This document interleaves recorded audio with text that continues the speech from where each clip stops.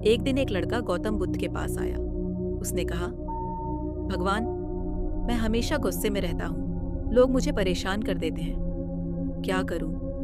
बुद्ध मुस्कुराए और बोले, अगर कोई तुम्हें तोहफा दे और तुम उसे स्वीकार न करो तो वह तोहफा किसके पास रहेगा? लड़का बोला, जिसने दिया उसके पास। बुद्ध बोले, बस यही तो बात है। अगर कोई तुम्हें बुरा कहता है और तुम उसे स्वीकार नहीं करते तो वो शब्द उसी के पास रह जाते हैं। तुम सिर्फ अपनी शांति संभालो। लड़का हैरान होकर बोला, मतलब मैं तय कर सकता हूं कि कौन सी बात मुझे छुए या नहीं? बुद्ध ने कहा, हाँ, असली आजादी बाहर नहीं, तुम्हारे रिएक्शन में है।